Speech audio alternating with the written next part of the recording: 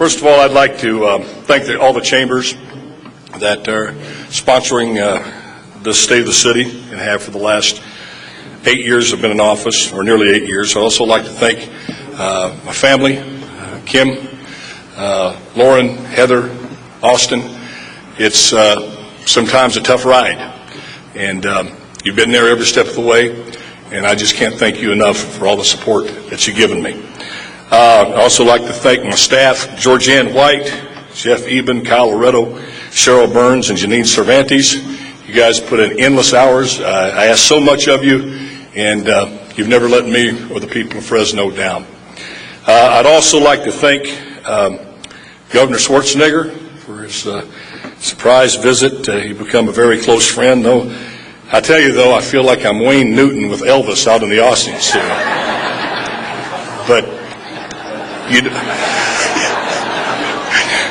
But you don't know what it means to me, and it means to this city and this valley for what you've done for the people of Fresno in this valley.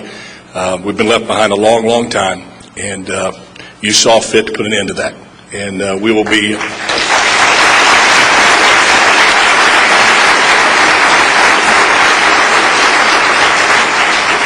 You know, this past Monday, I was honored and humbled to speak at a Memorial Day service at the Oak Lawn Cemetery about 20 miles south of here and just a stone's throw from Riverdale, as Al said, where I grew up much of my life. You know, every Memorial Day is a deeply moving and reflective time for me, as it is for most Americans. But this past Monday was particularly poignant for me and my family. You see, a little over a year earlier, we had laid my mother to rest in that very cemetery. She was a Rosie of the Riveter in Tulsa, Oklahoma during World War II, and as any veteran will tell you, those ladies were as much veterans as they were. But as I looked out across the acres and acres of open farmland, I thought about somebody else as well. That someone else was my father, the guy lying right next to my mama in that cemetery. As I gazed out at the freshly plowed field, I suddenly realized these were some of the same fields that he and sometimes I had worked back in the 60s. You see, my dad was a farm laborer with a third-grade education who just happened to be the most wisest, smartest man I've ever known. Now, what does that have to do with the state of the city? Well, to some folks, maybe nothing, but to this old boy up here, quite a bit. See, over the past 8 years, I've been questioned and sometimes criticized regarding some of the decisions I've made and the stances I've taken as your mayor. I think I've been called, depending on the issue, a far-right Republican, a bleeding-heart liberal, or just plain crazy.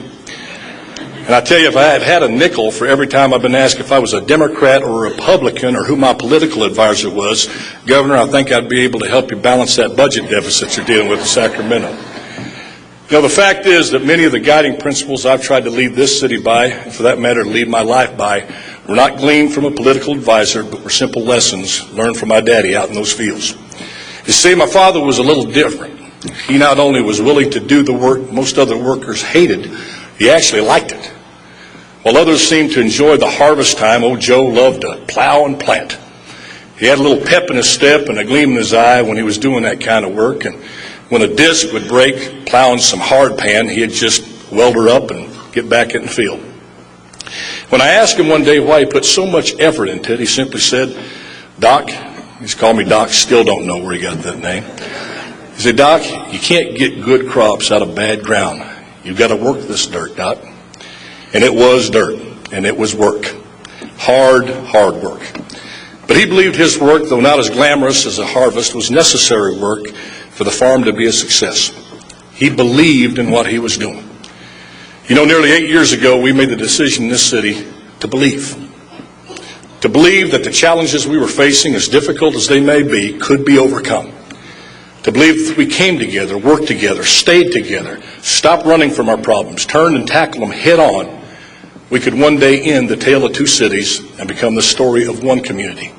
A community united under the guiding principle that every Fresno in every neighborhood deserves access to opportunity, education, and quality of life. We made a decision that the best days of our city were yet to come. Now, we knew our task would not be an easy one. Old habits die hard, and so do old attitudes and old politics.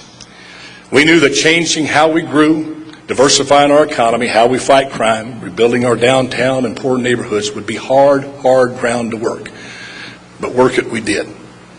We had another election in November 2004, and we made a decision to keep on believing, to keep working, to keep plowing under those fields of doubt, despair, and hopelessness that have held this city back for so long.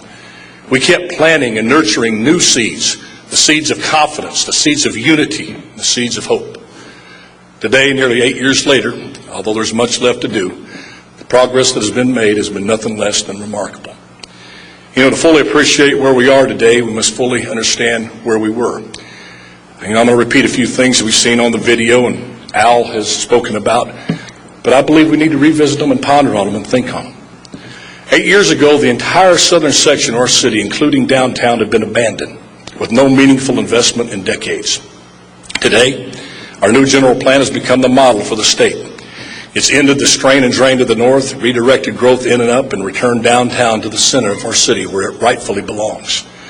We've invested over $250 million in new infrastructure, including $46 million in our poorest neighborhoods, some of which had been left behind for over 50 years.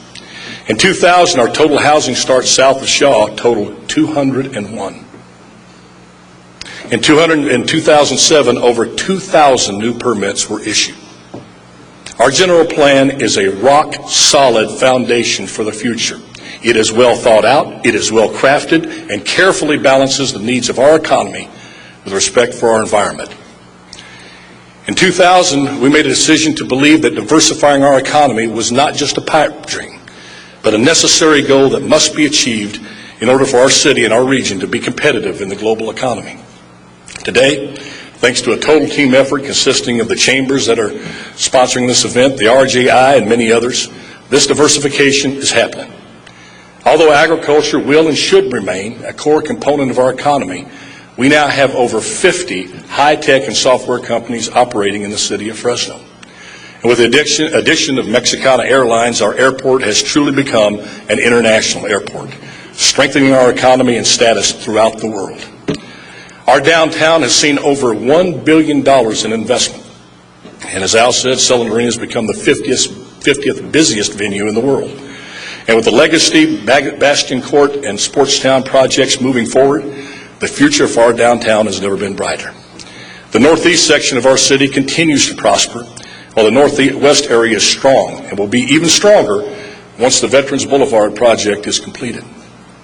The southeast, with the Fancher Creek project, our downtown rebirth, and our investments in the poorest neighborhoods collectively create a prudent and balanced economic strategy for our city. This strategy is working, folks. Our city is moving forward at a faster pace than any time in our history. Our general plan is clearly working, and it is critical that the next mayor and council stand their ground and stick with this plan.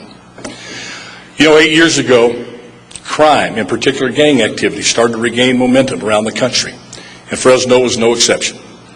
The difference is we decided to stop cursing the darkness and turn on the light. Instead of discouraging innovation and new ideas, we boldly embraced them. But make no mistake, no city will come down harder on criminals who seek to harm and endanger the law-abiding citizens than the city of Fresno. We've added over 148 new officers during the last 8 years and provided them with the best equipment available to protect the citizens of Fresno and themselves. But what we also did was stop ignoring the fact that the hammer of suppression only was not stopping gang activity.